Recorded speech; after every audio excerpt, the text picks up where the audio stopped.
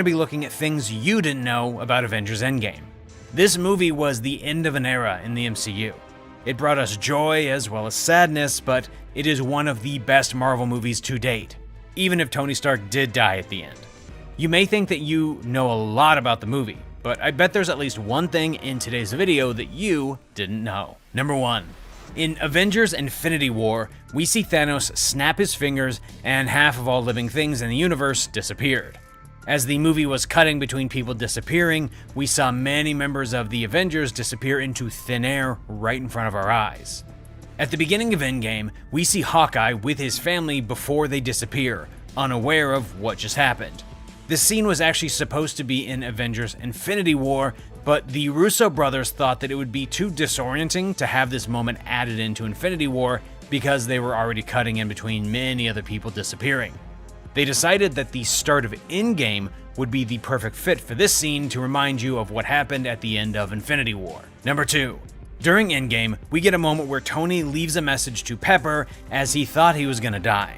He looked like he had lost a lot of weight and just generally looked pretty under the weather. You'd think that Robert Downey Jr. would have had to lose a lot of weight in real life for the scene, but that isn't the case. Joe Russo said, "Our VSX team did an exceptional job of taking some weight off of him and making him look like he's on death's door." He then added, "The intent here was to make you believe, if momentarily, that we may actually kill Tony Stark at the beginning of the film." Of course, we all know this isn't what happened and Tony did end up pulling through, but I agree with Joe Russo's comment. The team behind the visual effects did a great job of making Tony look like he was on the brink of death. Number 3. Scott Lang is a pretty funny character.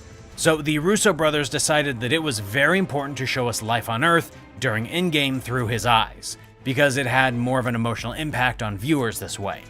They said, when you have a character that is traditionally funny and now they're surrounded by pathos, it makes it doubly emotional for you. To be honest, I agree with this statement. We were used to seeing Scott crack jokes and be a pretty funny guy, but in Endgame, he was quite sad because of everything that had gone on. Number 4.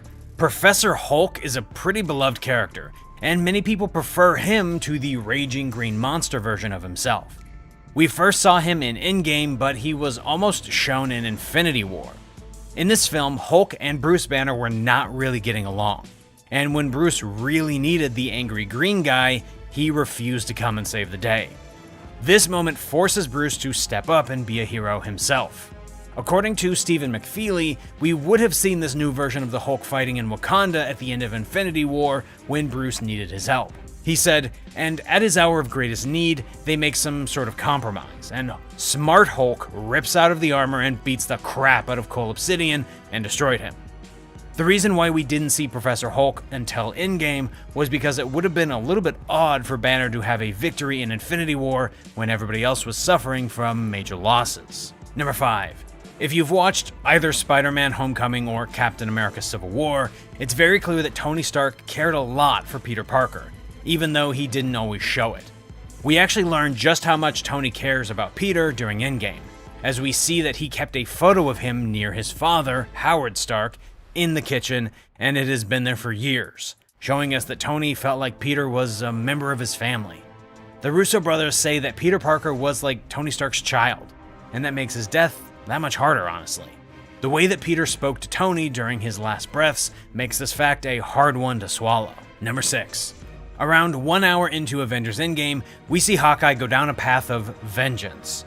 We get a scene where he's in Tokyo, killing men mercilessly as he was on a one-man mission. Apparently, he was traveling around the world and punishing people who had survived the snap because he was so full of grief and anger after seeing his entire family vanish right in front of his eyes, and it set him on a path of craziness. He needed to feel a purpose in his life, and this is what he chose to do. Although it was a dark purpose, it kept him going. Number 7.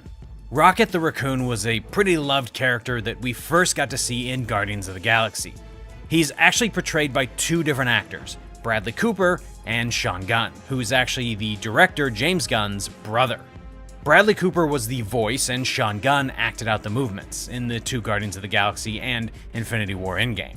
There's also a plush version of this character as well on set, and we learned this during a watch party for Guardians of the Galaxy when Sean Gunn said A stuffed plush has also been used on set in all 4 movies, and it was given the name Stuffy. Number 8.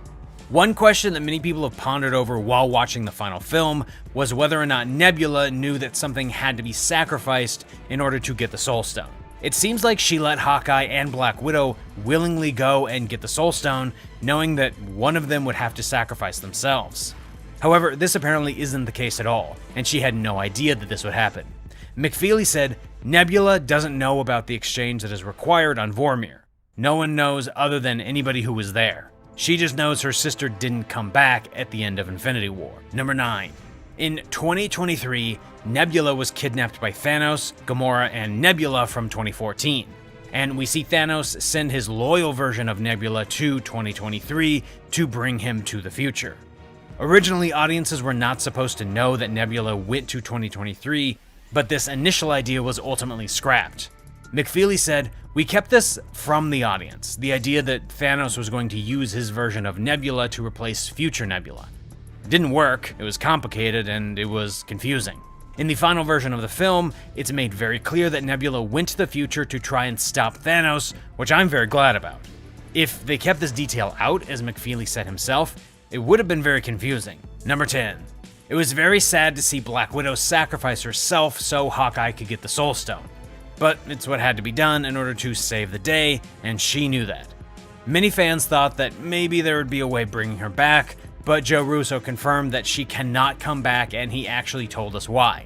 He said, "Red Skull very clearly says it's an everlasting exchange. Everlasting would imply that it cannot be undone." However, we will get to learn more of Black Widow's story in her standalone movie feature, but she isn't going to be coming back from the dead. That's all for today, though. What'd you think of today's video? Let us know in the comments below. But with that being said, this is the end of the video, so I'll see you in the next one.